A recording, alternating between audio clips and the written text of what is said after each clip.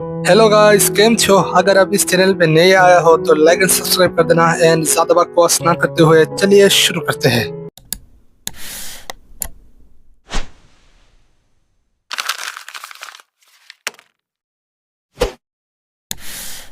इस चैप्टर के शुरू में हमें एक छोटी सी बच्ची दिखाई जाती है।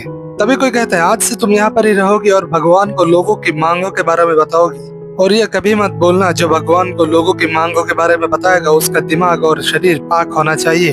तुम अपना पैर कभी भी मिट्टी पे नहीं रख सकती और कभी भी किसी बाहरी इंसान से बात नहीं कर सकती। सिर्फ एक पाक इंसान ही भगवान का बुलावा का जवाब दे सकता है। फिर हमें दिखाया जाता है असल में ये वही कन्या है जो हमने पिछले चैप्टर में देखा था।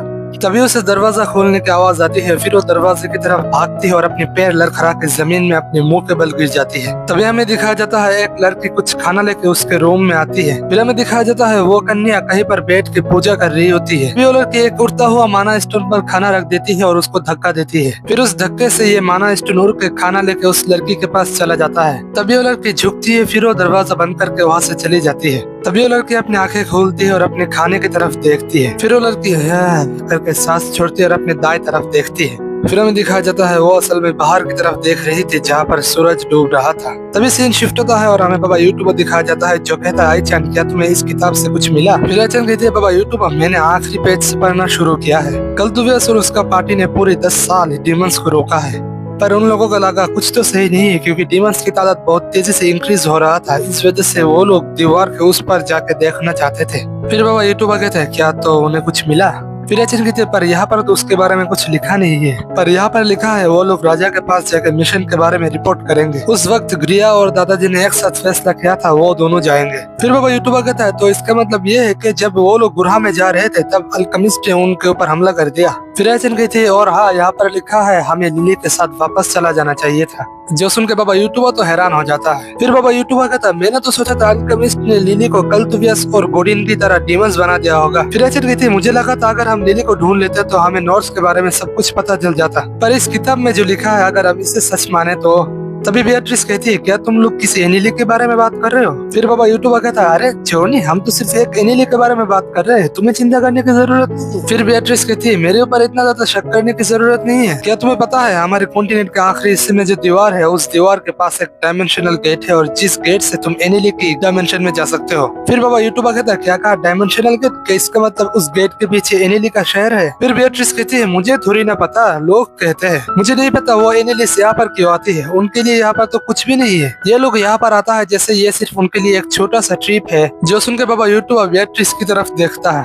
फिर बेatrice कहती है जो भी हो अगर तुम्हें कोई एनिली ढूंढना है तुम नॉर्थ में भी ढूंढ सकते हो और नहीं तो नॉर्थ की दीवार के उस पार भी ढूंढ सकते हो पर वहाँ पर डीमंस बहुत ही ज्यादा है। तभी बाबा यूट्यूबर कहता है क्या तुम उस डिवाइन बीस्ट को चोरी करने जा रहे हो। फिर बेatrice कहती है मैं जो ये चुरा रही हूँ ये असल में एक सीक्रेट है। फिर वो जाते हुए कहती है अच्छा ठीक है मैं चलती हूँ और अपना सामान का ध्यान रखना मैंने कुछ चुराया नहीं है। तभी बाबा यूट्यूबर कहता है आई-चान अभी देखो क्या उसने कुछ चुराया है या नहीं। फिर आई-चान कहती है मैं देखती हूँ। तभी सीन शिफ्ट होता है और हमें लाउ को दिखाया जाता है जिसके हाथ में कुछ पैसे होता है। फिर हमें उसका डैड दिखाया जाता है जो कहता है मैं 5 दिन के लिए पूजा करने वाला हूँ इस वजह से तुम ये पैसे ले लो और एक होटल में रुक जाना। तभी हमें एक बुढ़ी दादी दिखाई जाती है जो कहती है बेटा मुझे नहीं लगता तुम इतनी पैसे से यहाँ पर रह सकते हो लगता है तुम्हारे पापा को अच्छे से पता नहीं है। फिर लाओ कहता है क्या यह सच है। तब ये बुढ़ी मीठी गोली देने लगती है और कहती है तो मैं तो एक छोटे से बच्चे को रास्ते पर नहीं छोड़ सकता आजा तुझे संडास दिखाता हूँ। फिर लुआ कहता है हाँ जी आपका शुक्रिया। तभी हमें लाओ दिखाया जाता है जिसको बुढ़ी ने किसी झोपड़ी में छोड़ दिया था। फिर हमें बुढ़ी दिखाई जाती है जो कहती है इसका तो मैंने काट लिया। फिर हमें लाओ दिखाया जाता है जो कहता है अरे इसमें तो आग लगाने की कोई जगह नहीं है ये सच में बहुत ही ज्यादा डरावना है। फिर हमें लू को दिखाया जाता है जो खिड़की से बाहर देख रहा होता है। फिर वो कहता है मैं सोच रहा हूँ जिस नदी के बारे में पापा ने बात किया था वो नदी क्या सच में होता है। ये डिवाइन बीस्ट जो बहुत लंबे वक्त से पूजा कर रहा है तो वो नदी अभी तक आता क्यों नहीं। ऐसे ही जब वो बैठ के सोच रहा था तभी उसके सामने से बेatrice भागती है।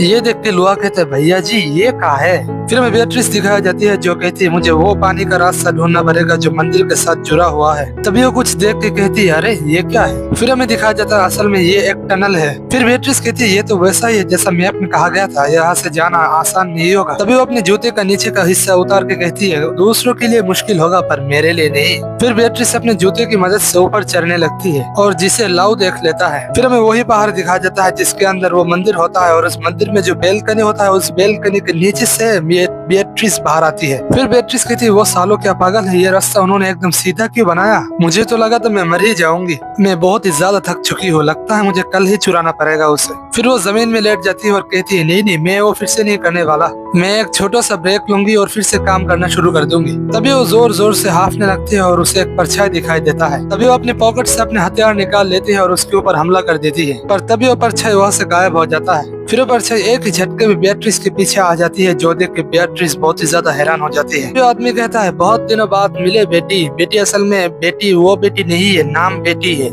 फिर आदमी कहता है मैं तो ये देख के सरप्राइज हूँ, जिस चीज के लिए मैं आया हूँ उस चीज के लिए तुम भी आई हो। फिर बेटी कहती है तुम यहाँ पर क्यों आए हो, अब ये मत कहना तुम भी डिवाइन बीस्ट के लिए आए हो। फिर आदमी कहता है अच्छा तो तुम इस वजह से यहाँ पर आई हो, चिंता मत करो, मैं यहाँ पर इस वजह से नहीं आया हूँ। जब मैं नॉर्थ में किसी काम से आता हूँ तब मैं हमेशा यहाँ पर आता हूँ, क्योंकि यहाँ का व्यू बहुत ही ज्यादा कमाल का है, तुम भी तो देख सकती हो। लगता है तुम अभी भी बहुत ही ज्यादा कमजोर हो, क्या उस रास्ते से चल के आना वही एक रास्ता थी, क्या दूसरा रास्ता नहीं था। जो सुन के बेटी कहती है तुम्हारा कहने का मतलब क्या है। तभी जमीन में खून टपकता है। फिर हमें दिखाया जाता है असल में ये खून बेटी की पेट से टपक रहा होता है। फिर आदमी कहता है माफ करना, आदत से मजबूर हूँ, मैंने ये जानबूझ के नहीं किया। ऐसा सोचना कि तुमने गार्डन का टेस्ट पास कर लिया, मैं तो अभी भी विश्वास नहीं कर सकता। अगर टेस्ट पास करने वाला तुम हो तो मैं तो इसके बारे में बात भी नहीं करना चाहूंगा। चलो दोबारा नहीं मिलते हैं, अगर तुमसे मैं दोबारा मिला तो मैं तुम्हारा गला काट दूंगा। ये बात कह के ये आदमी यहाँ से गायब हो जाता है। फिर हमें बेatrice दिखाया जाता है जो बहुत ही ज्यादा परेशान होती है और कहती है अरे यार। तभी हमें बहुत सारे खूनों का छींटा दिखाया जाता है जो असल में बेटी का ही होता है। फिर हमें बेटी दिखाई जाती है जो कहती है ये तो पैरालाइजिंग जहर है, लगता है उसने कोई घातक वार नहीं किया है और हो सकता है वो करना नहीं चाहता था। कुछ लोग कहते हैं उसने कहा है दूसरों की जिंदगी लेने का जो खुशी है वो खुशी वो छोड़ नहीं सकता, इस वजह से वो घातक जहर यूज नहीं करता। और वैसे भी वो तो मेरी तरह एक चोर भी नहीं है। तो गाइस आज के लिए इतना ही है। अगर वीडियो पसंद आए तो लाइक एंड सब्सक्राइब जरूर कर देना और कमेंट भी करना, और मिलते हैं अगले एपिसोड में। तब तक पीस।